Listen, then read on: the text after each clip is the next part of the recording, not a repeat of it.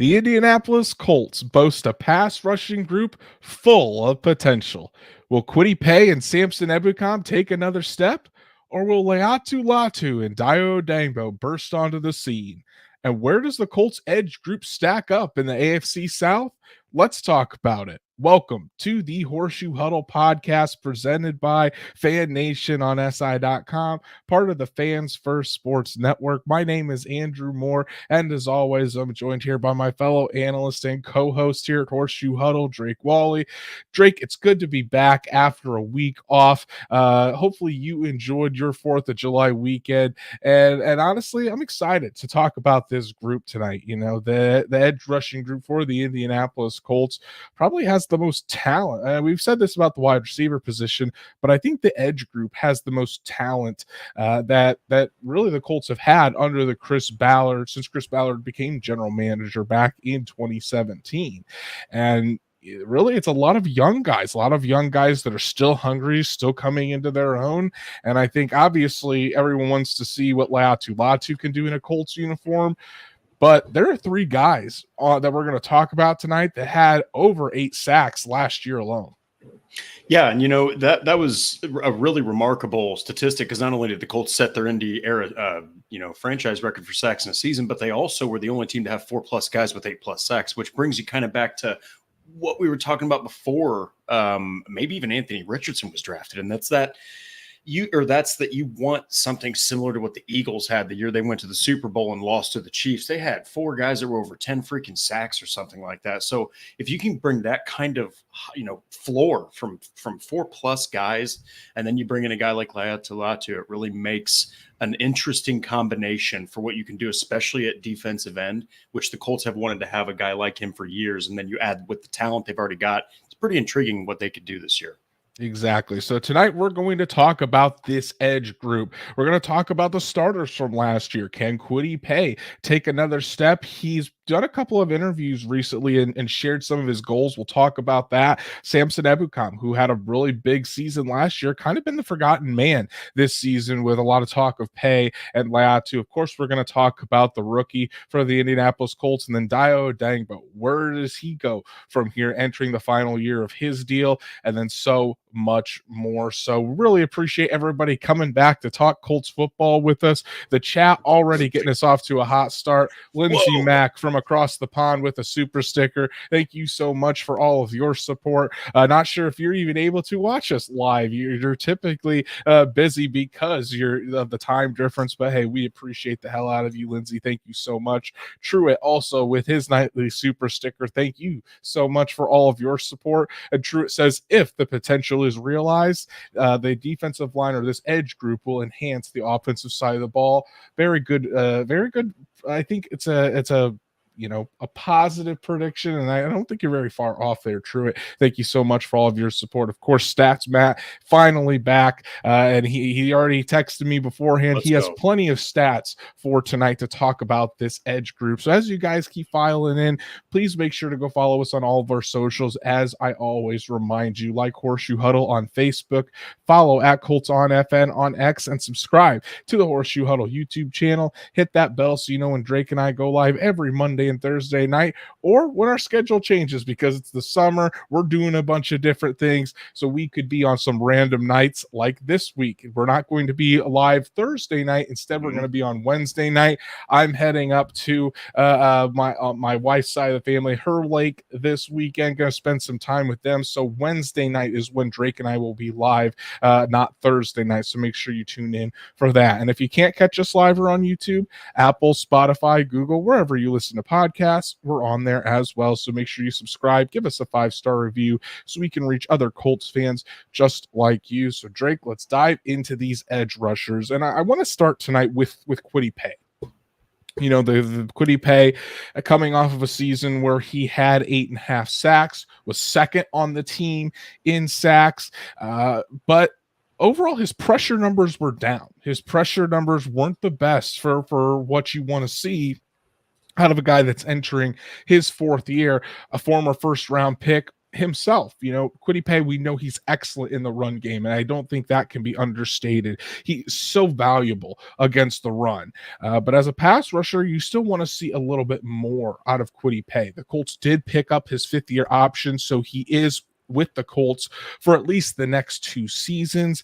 But really the big question is, can Kwity Paye take another step? And more specifically, can he take another step in the pass rushing department? I think that's what most fans are looking for. I think that's what the coaches are looking for to Paye as well. But what do you think, Drake? What do you see that could be the potential for Kwity Paye in his 4th season here with the Colts? Well, I think first and foremost, it's a good thing that they gave him that 5th-year option. People love, look, we love sack numbers. We also love pass rushing and pressure and all of that. But he is pivotal in the run game. He is probably, I don't even know if it's close, he's probably the best run defender of the defensive end group. Samson Ebukam did pretty damn good, but it's Kwity Paye. He's that run defense specialist. I think that it's also promising that he had those 8.5 sacks. And if you do look at his numbers, it does go 4, then it goes 6, then it goes 8.5 sacks. So you've seen the numbers gradually climb. Where you want to see more production is just not those cleanup sacks. Not saying he didn't achieve his sacks, and we're not going back to Yannick Ngakoue here. We're saying that Kwity Paye probably, if you look at the tape, you could probably attribute half of those sacks to the internal pass rush, but he offers far more as a complete guy on the defensive edge. I just think that you're looking for 10 sacks next. I really do. I think that I think that while you did give him that security of a 5th-year option, if he is going to stay in Indianapolis long-term, he's going to need to make the Colts look good for honoring that and not, deciding to maybe go somewhere else for a pass rusher. Danielle Hunter was out there. Okay. The Colts offered him a big contract, bigger than Houston, and he just didn't take it. So they were looking for pass rushers out there. So I think Kwity Paye needs to step up. But look, guys, if he stays healthy all 17 games, hypothetically, I don't see why he couldn't push 9.5, 10 sacks. You want to see 10 just because everybody loves 10 plus sacks. So. Right. And I do think that he can get there. But obviously the big thing is just a better pressure percentage. I think according to Pro Football Focus last season, Kwity Paye, was I think, and I don't have the numbers in front of me, so forgive me. Stats, Matt, maybe. Oh, yeah. So it's what was his pressure percentage last year? Because I think it was like 20%, 21%, something around there. It wasn't great.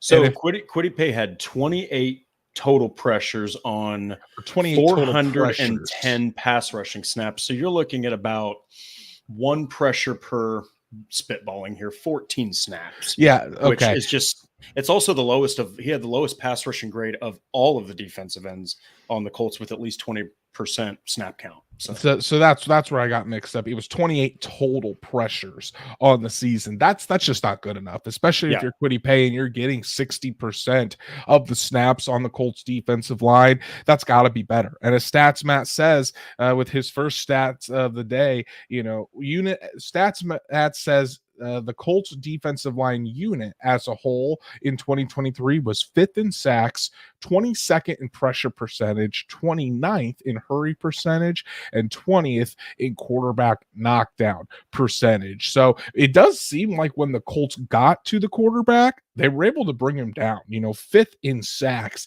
is very good. Top 5 in league. That's something you always want to strive for. But that 22nd in percentage, 29th in hurry percentage, that's just not good enough. And you're not going to win I shouldn't say not going to win very many games, but you're not going to reach the heights that the Colts want to reach when the defensive line, especially if you're only going to rush 4 and you're not going to blitz like Gus Bradley tends to do. You're not going to be able to have sustained success and go deep into the playoffs if you're not consistently pressuring the quarterback. We saw it last season against when the Colts would play the Texans or the Jaguars, even against the Bengals. Those quarterbacks could stand in the pocket all day long and were able to just pick apart the defense because there was no pressure on them. You can have the best cornerbacks in the world out there, but if you're not pressuring the quarterback, eventually wide receivers are going to get open. You can't cover these guys forever. So you have to be able to get pressure on the quarterback. Stats Matt says Kwity was tied for 79th in the NFL in pressure. So again, that's just not good enough, especially if you're going to be playing 60% of the snaps, because if you're not able to up that pressure number, then Kwity Paye is more relegated to a run defender. And talking about first and second down, and you can have a career doing that. But if you want to be one of the top guys on this defensive line, you got to be a threat to rush the passer, because otherwise Kwity Paye will come in on first down. But if it's a second and long situation, then he might come out. Or if it's definitely on a third down, Kwity Paye might come out if that's the case. So that has to be changed. And I know that's something that Kwity Paye is really, really working on this offseason. He's a very, very smart individual. He understands what he needs to work on and what he needs to accomplish this season in order to kind of solidify himself long term with the Colts. Yes, he got the 5th-year option picked up. That only affords him one more year. So he knows that the pressure percentage needs to be better. He knows that the sack numbers as a whole needs to be better. And I think what will help out is also, having another year working with Samson Ebukam opposite him. Dayo Odeyingbo is certainly going to be pushing him, and Paye's going to be out there with Dayo Odeyingbo as well. Laiatu Latu is going to take some of the attention off of Paye as well. So when you have your teammates out there that are just as good at getting after the quarterback, if not better, it's going to take less attention away from you and it's going to open you up for some things too. So I think Kwity Paye can do it. It's just a matter of going out there and doing it. And we're not going to know that until they strap on the pads and the Colts get going week 1. Yeah. And, we've said this about multiple players that are everyone's looking at to take that next step on this team. The situation is arguably the best he's seen. I mean, you're bringing in what you hope is a generational pass rusher in Latu, and immediately, and that's just the way the sports brain works for everybody, is you start writing off Kwity Paye. Oh, well, he's done. I remember I said if they drafted a pass rusher in the first round, that means Kwity Paye is not going to play, or they're not going to give him a 5th-year option, and they still did, because they're looking at the grand scheme of things as, holy cow, now everyone's going to potentially have more opportunities to win, because now you have to go one-on-one. You have to allocate more blocking to Latu too. So the more pass rushers you have, the more that the offense has to allocate resources to keep them from getting to your quarterback, which is just going to open up opportunities. Yeah, and I think Kwity Paye said, a couple of weeks ago that his goal for this season, and he thinks it's a realistic goal, is between 12 and 15 sacks this season. And if Kwity Paye can get 12 sacks this season, I mean, you're ecstatic if you're the Indianapolis Colts. That's right there. That solidifies one defensive end position, and you're happy. If he can get consistently 10 to 12 sacks a season, that's perfect. That's extension. That's yes, exactly. That's big time extension money. And then if Laiatu Latu can turn into the type of pass rusher to get after the quarterback you think you can, then you're set at the edge position. So we'll see how Kwity Paye can do. I know he has a lot of motivation this offseason to hit those numbers. And don't be surprised if we see some highlight plays for him early in training camp. But let's talk about the other side of the starting tandem with Samson Ebukam. Samson Ebukam, coming off a career season himself, came over from the San Francisco 49ers. Drake, he was a guy that really didn't get the starting reps that he'd always wanted. Comes to Indianapolis, 3 years, $24 million deal. The grand scheme of things, $8 million for starting pass rusher. Pretty cheap. And he goes out there and gets 9.5 sacks, the highest total of his career. Was one of the best pass rushers for the Colts last season, not only in terms of sack numbers, where he led the team, but in pressures as well. I think he was third behind Tyquan Lewis and DeForest Buckner in total pressures last season. So really, really good season by Samson Ebukam. But a lot of the discourse that I've heard from the outside, not from inside, but from the outside, Drake, is ever since the Colts drafted Laiatu Latu, it's like people forgot about Samson Ebukam. They've just kind of anointed Latu as either the starter in that Leo role, or that Latu's going to quickly surpass Samson Ebukam, and Ebukam's going to be relegated back to a starter or back to a reserve. I don't know about that. I think that Samson Ebukam is going to definitely have something to say about that. But what do you think, Drake? I think first I want to ask you, do you think that Samson Ebukam is on the quote unquote hot seat to lose his starting role? Or do you think that people aren't giving this guy enough credit? I mean, I think it's honestly, it's a combination of both, but I don't think it's in the context that he's on the verge of losing his starting position. I think that to start with that side, the pressure is on him a little bit because of Latu. I think it's also on every single defensive end. Okay. But I think it's specifically on Ebukam because I do think that I think that when you look at the set, you'd prefer to have Paye and Latu out there. Okay. Because you've got Paye, who's an outstanding run defense type guy, and he can be a post. Once he stops and contains, it's very hard to move for a tackle. That's where the run defense comes into play, is you just can't move him and he switches off so well. But then you want Latu on the other side because he's pretty much everything, only higher level pass rusher, and he can also stop the run. So I do think that he's threatening Ebukam's position on the depth chart a little more than the others. That's just my opinion, which is why I put him in my piece where I thought that the most pressure was on him, one of the three guys. But also the guy's 29 years old. He's coming off his best season. He was the best run defender these are Pro Football Focus grades, but listen to this. He was the best run defender, best overall defender. He was the best pass rusher, and it wasn't even close.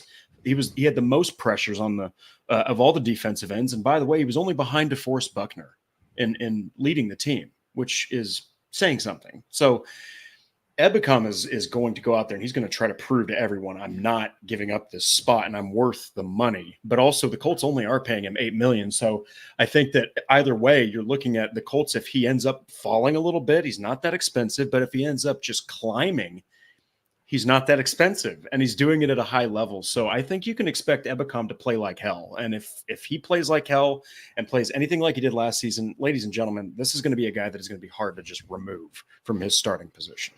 And this is partially why I'm so high on this edge rushing group and really this defensive line in general. And I think a lot of people, even around the NFL, are starting to realize that the Colts have one of the best defensive lines in the NFL right now. It's because if say, Laiatu Latu does have a fantastic rookie season, and I'm talking, 8, 9, 10 sacks as a rookie, that's fantastic.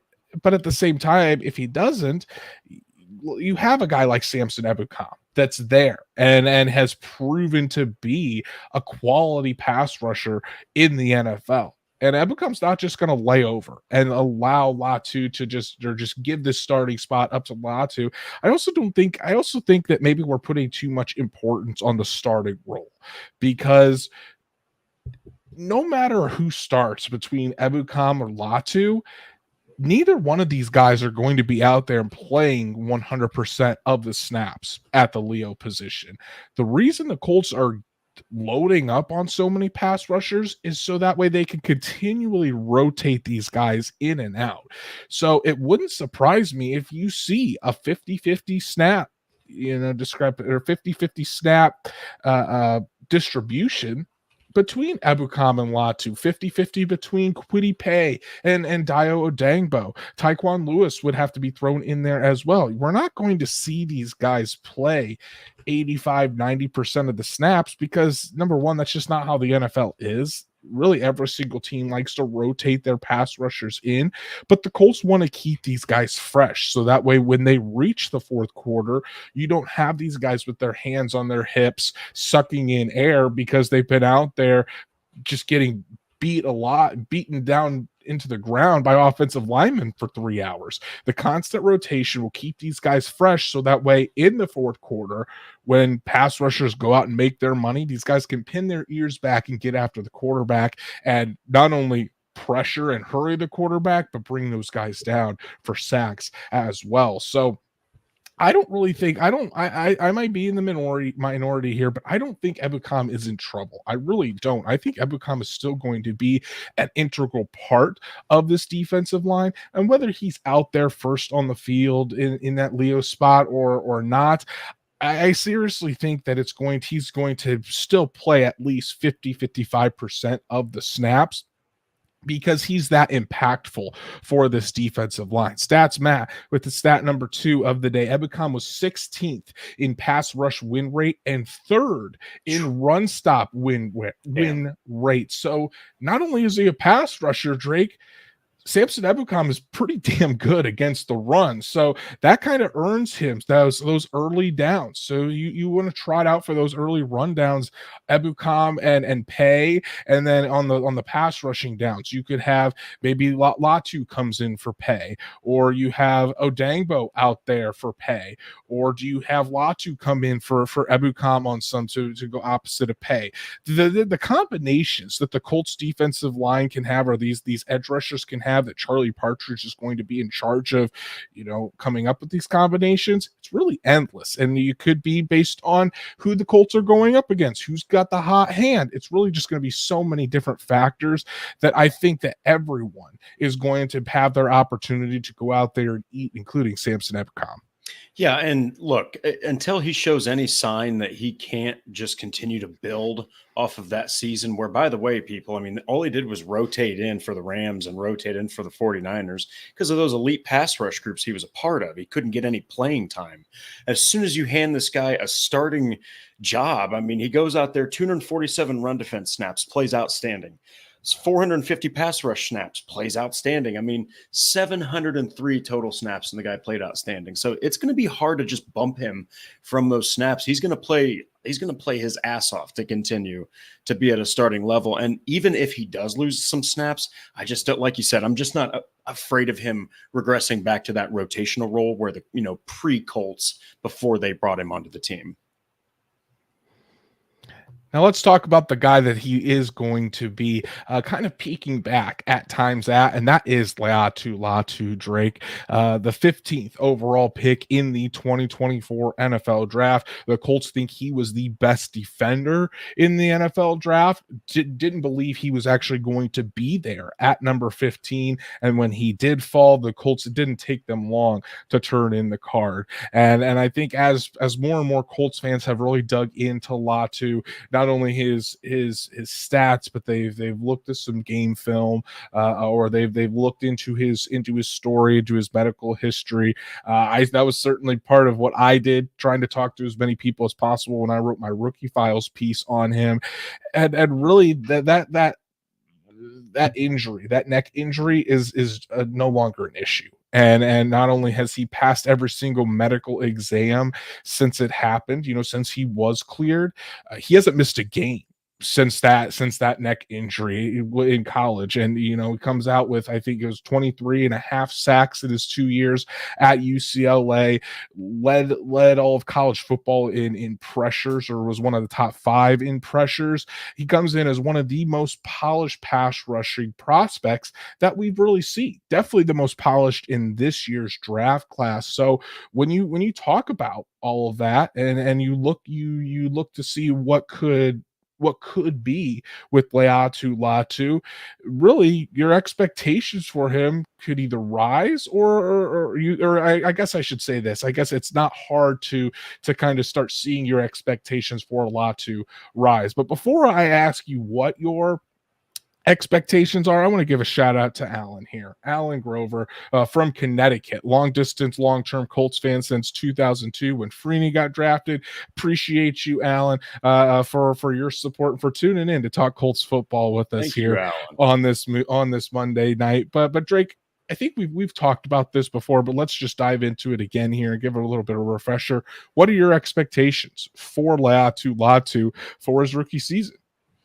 Oh, I mean, I think that the reason, first off, that those expectations are so high is just because he is coming in at such a high level for a college, player. I mean, you look at the tape, it's alarming how fast he gets past offensive tackles. He is so quick. He moves so fast with his hands. He's got, like you always point out, he's got constant moves he can use against you. If one thing doesn't work, he's got the swipe. If over the top doesn't work, he's got underneath. He's got incredible bend. He contorts his body in a way that will confuse offensive tackles because he's so big, and it confuses analysts too on how he can do it. So I think that your expectations are for him to go in there, and I think realistic expectation would be 7 sacks, 45 tackles, a high pressure rate, at least in the top 3 on your football team in QB pressures, by the end of the season, or I'd say top 4. Because Ebukam and Lewis and Buckner, those guys are dogs when it comes to putting pressure on that quarterback. I think at an absolutely unreal rookie season would be 10.5 sacks. You're looking at 60 tackles, 12 for loss. You're looking at a Pro Bowl season, a Pro Bowl type of season from Latu. That would be where the Colts, internal team and their front office is going to go, oh, hell yeah. That was such a good decision. So either way, though, I don't think that floor is anything to look away from. I think his floor is insanely high, people, even in his rookie season. So I think you nailed it right there, Drake, because he is so polished already as a pass rusher, he has a very high floor. This isn't the type of pick that we're accustomed to seeing the Colts make with their pass rushers. Chris Ballard has always been about those high-end athletes with tremendous upside.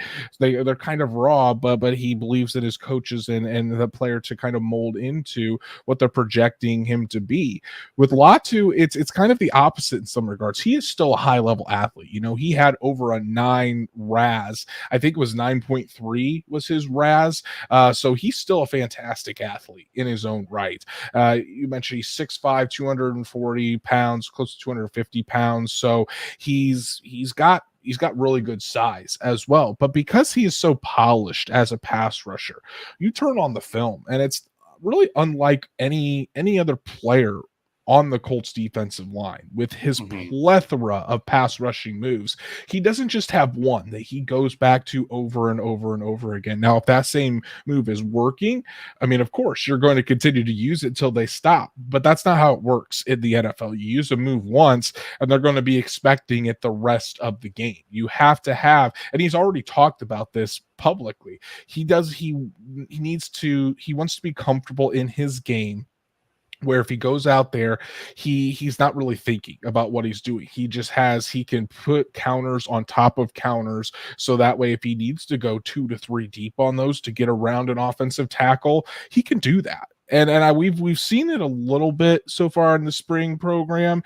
You can't really judge offensive and defensive linemen in these offseason workouts until we get to training camp, until they put the pads back on. Exactly. Because you're just kind of you're pass rushing and blocking against guys that aren't going as hard as they are going to be on Sundays. So, but once we get to training camp here and we see Laiatu Latu go up against Bernard Ryman, we see Latu go up against Braden Smith, those are the big dogs, and he's going to have to be on his A game. Is there going to be an adjustment period? Yes, I think so, because pass rushers, typically it's one of the positions that faces the biggest adjustment period coming to the NFL. So do I expect Laiatu Latu to come out and week 1 against the Houston Texans have 3 sacks of CJ Stroud?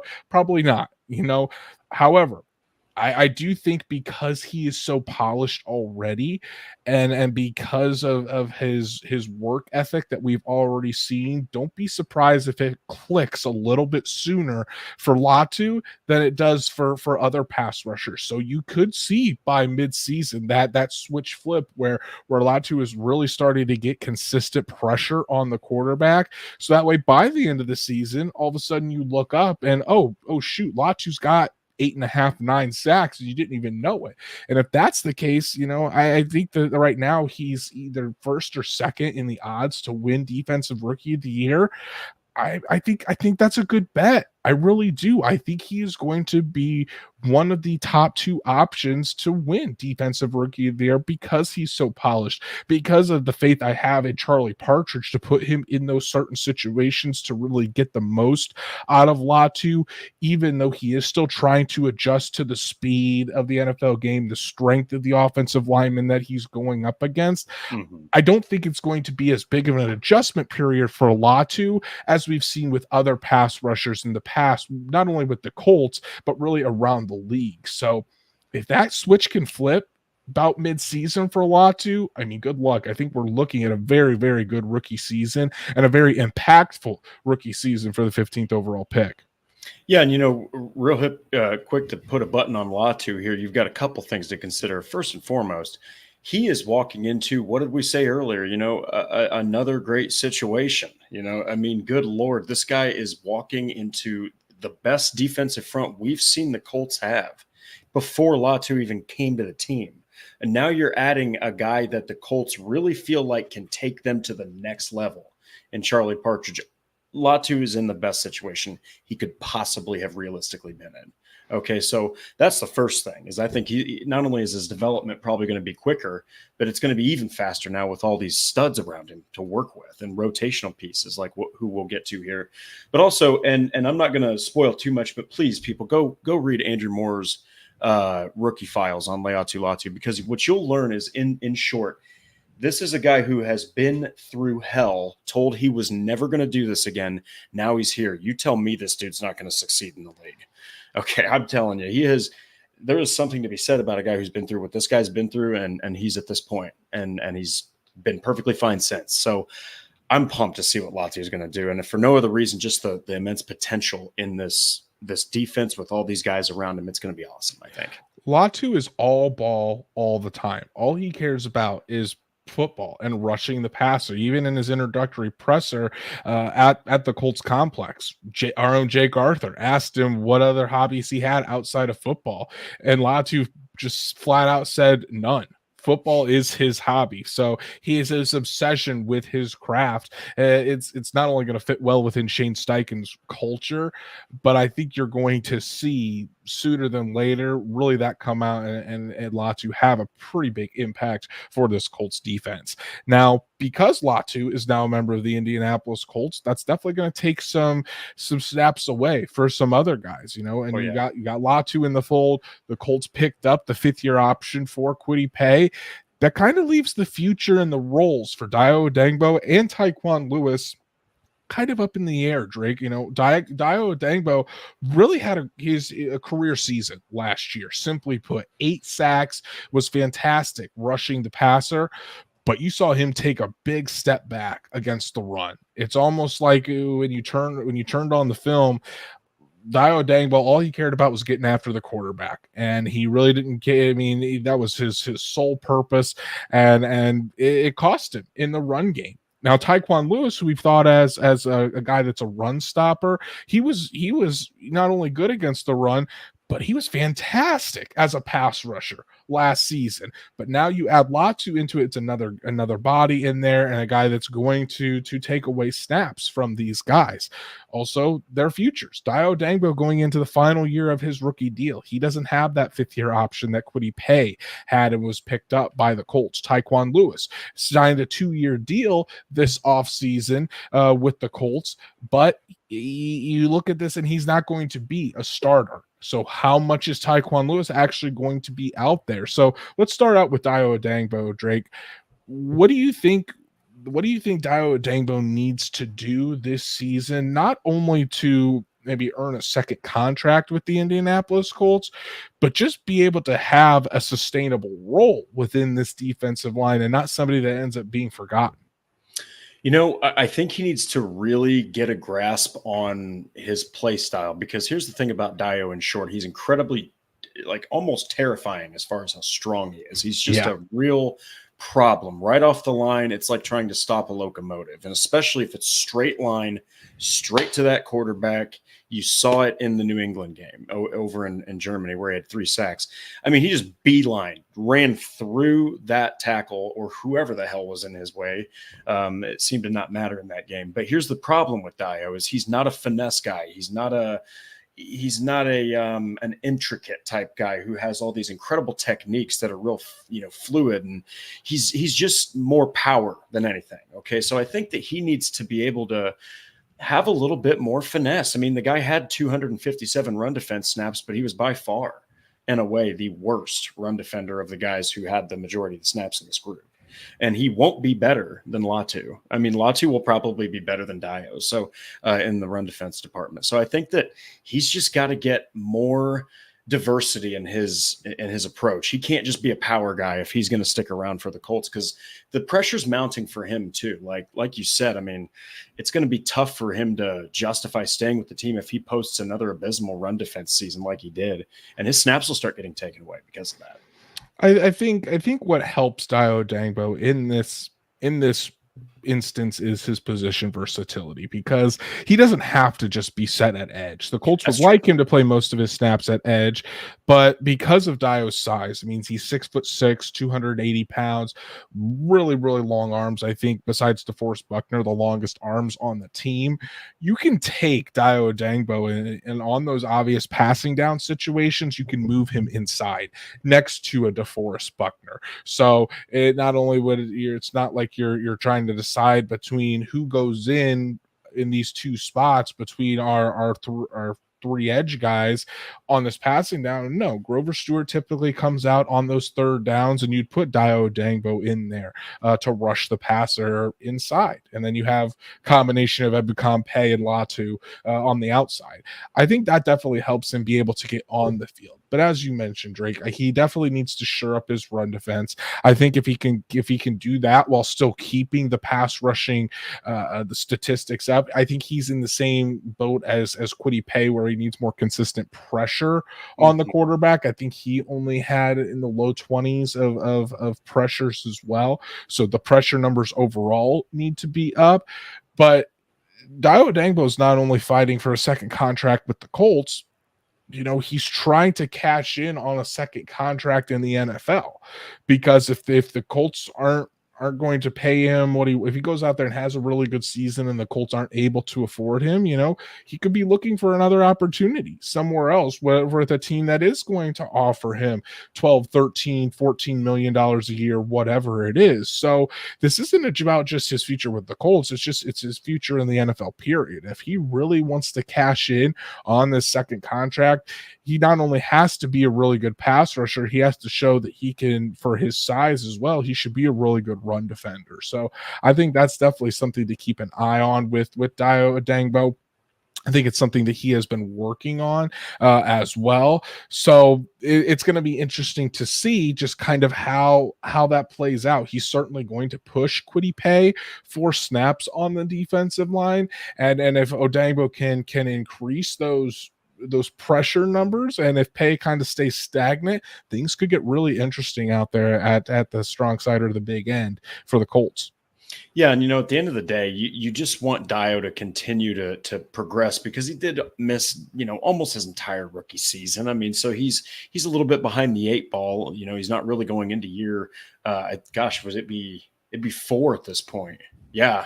Mm-hmm. So he's not really going into year 4. He's going into year 3, kind of. So you're still looking for him to continue developing, but like you said, it's really the run defense. He's got to get better at that, because the other guy, Tyquan Lewis, that we were talking about, I know he didn't have as many run defense snaps, but the Colts have a far more.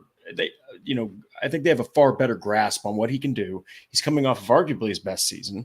All right, he's been through hell, and he showed that he can still go out there and get it done. He's one of the best at pressuring the quarterback, top 3 on the team. I think that out of this group, most of the pressure is on Odangbo, but close behind him, I think, is Ebukam, just because of Latu.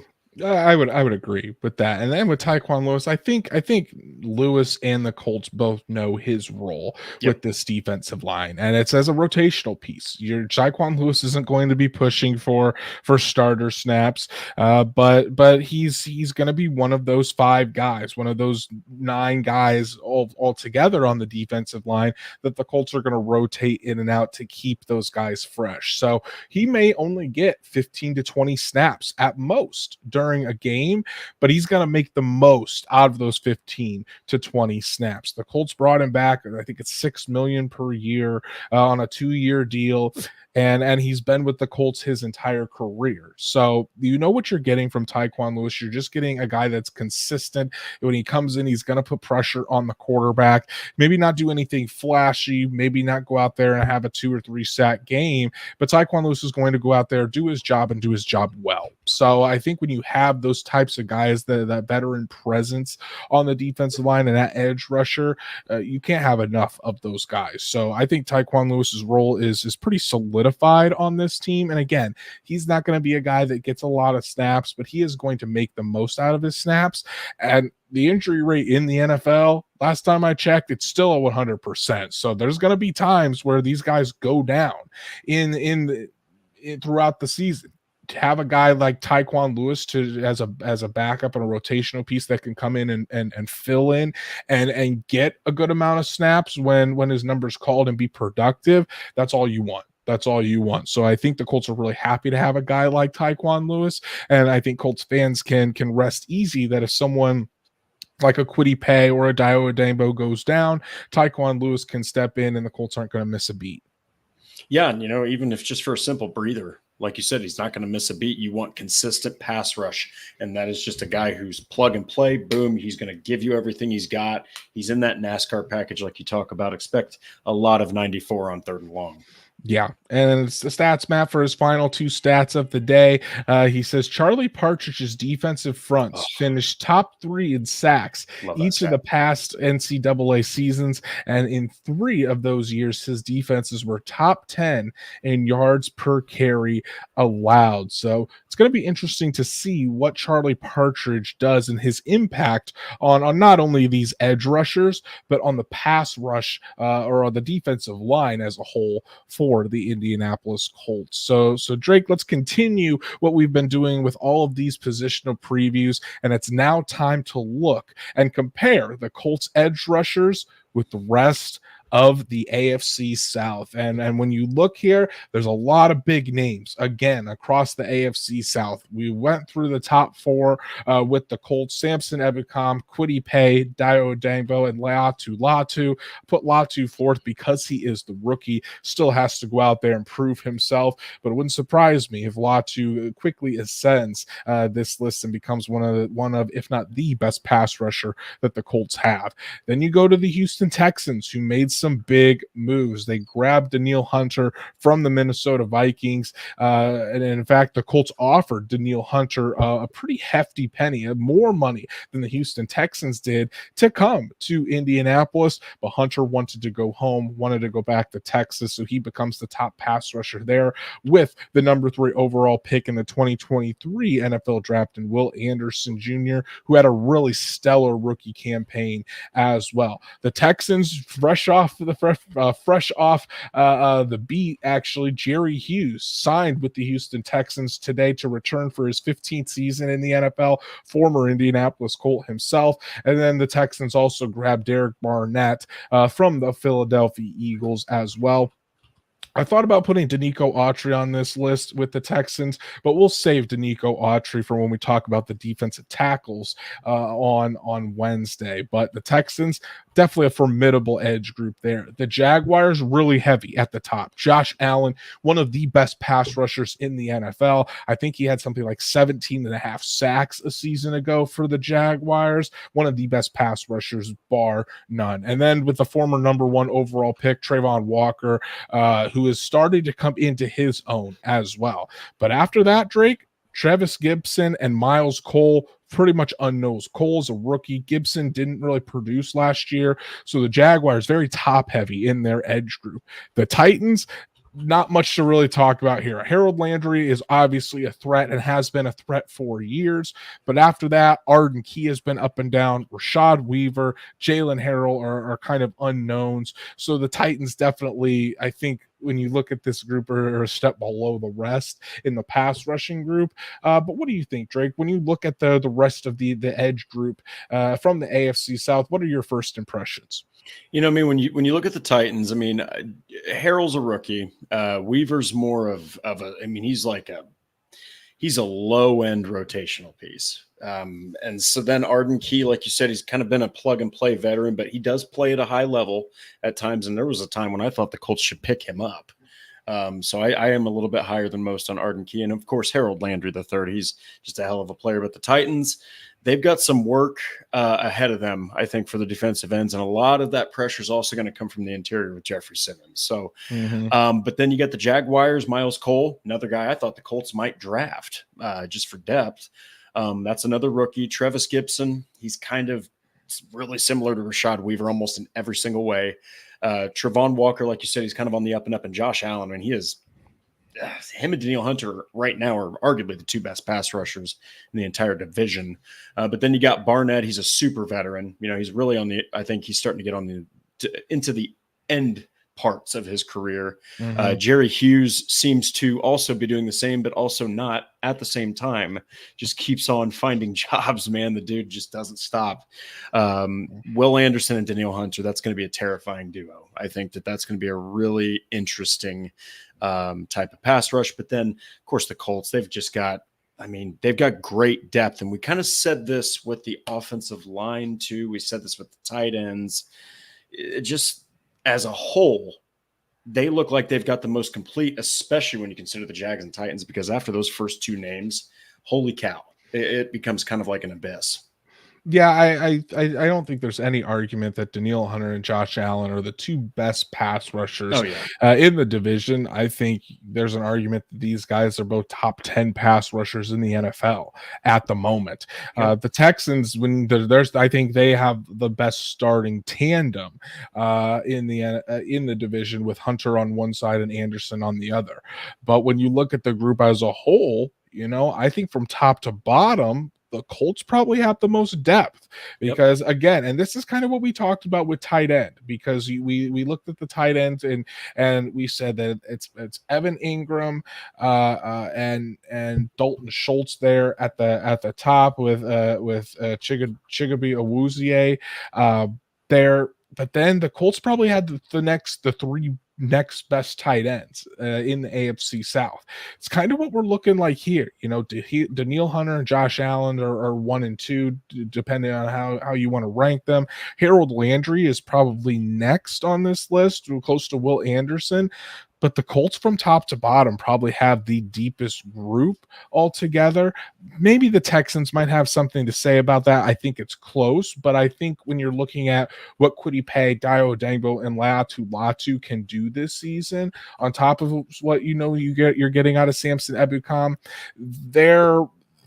their potential is more enticing than what you're going to probably get out of a Jerry Hughes or a Derek Barnett this season. So it makes ranking these edge rushing groups a little bit difficult, because do you go, again, is the argument, what's more important, the top end guys or the group as a whole? And I think with edge rushers, specifically when you're talking about how the NFL is trending, where you're not going to have guys out there for 85, 90 snaps anymore, depth plays a more important role than a lot of people think here, especially at both defensive line positions, at edge rusher and defensive tackle. Yeah, and of course, you know, a point to make here is, I mean, the Colts minus Latu, right? Each one of those guys had 8+ sacks. All right, so the Colts already here have 3 guys that are coming off of 8 or more sacks, one of which was 9.5, which is Samson Ebukam. Okay, so Danielle Hunter obviously had an incredible year, had over 8 sacks. Okay, so did Josh Allen, so did Travon Walker, and so did Harold Landry III. All right, but the Colts literally have 3 out of the 4 guys, and the other one could potentially be a guy that gets also 8 sacks this season. Okay, on their team, they have 3, whereas the other 3 teams make up for just 1 more than the Colts have on this list. So, I mean, I don't know, man. I think that when you're looking at pure depth and situational, you know, 60 minutes, an entire game, you want a complete pass rush. That's what you want. And that's my opinion. It's great to have a guy that's top end, maybe even 2. But man, when they have to sit out, or if they somehow tweak something, even for a week or 2, I mean, your pass rush falls off substantially. So I think that it's important, but it'll be interesting, man. I see a lot of names on here that I can get excited about pretty easily, even for the, even for the Titans. All right, Drake, it's time. Go ahead and rank them 1 to 4. Who has the best edge rushing group in the AFC South, and who has the worst pass rushing group in the AFC South? I'll go. I think the Titans just have a lot of room to go. I think Landry's a veteran and he's at the top of this, and then it's a pretty steep downgrade.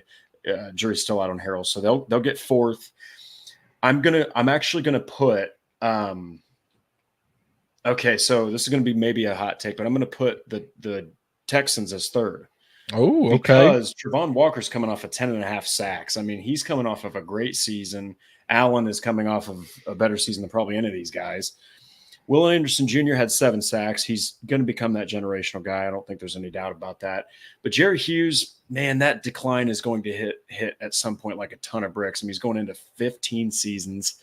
Barnett's a real big veteran. I think that outside of the top 2 guys, it's a little bit of a more of a downgrade than the Jaguars. And I'm a little higher, I think, on the duo, the top 2. So the Jags will get 2nd, Texans will get 3rd. But I'm giving number 1 to the Colts not out of bias. We're not biased on this channel. It's because of the complete like set you have here. And you have a guy that you took number 15 overall, by the way, the number 1 defensive player of the 2024 NFL draft.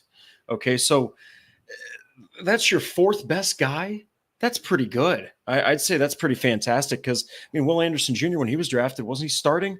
I mean, like, so I think that the Colts here have 3 guys that are coming off career seasons. Look at all 3 of those guys are coming off of career seasons, each one. So I got to go with them until proven otherwise. So it goes Colts, Jaguars, Texans, Titans for me. That's that's very interesting, the way you did that, and I like your explanations for it as well. Our rankings are definitely going to be different because I'm going to put the Texans at 1 there, and I think it's because and I like I said, I love the depth that the Colts have, but Danielle Hunter is coming off a season where he was unbelievable. Will Anderson Jr. won defensive rookie of the year last season, and you're expecting Will Anderson to take another jump as well. So when you talk about that duo alone, just I think it's tops in the AFC South. Jerry Hughes is going to provide you with still, he's a consummate professional. He's entering his 15th season, but he's still good for probably at least 5 or 6 sacks. Derek Barnett the same way. So I think the Texans as of right now, and I think what's important to say is as of now, because by the end of this season, I think some things could potentially change, especially with all the potential that the Colts have. But as of right now, the Texans are the number 1 edge group, in my opinion.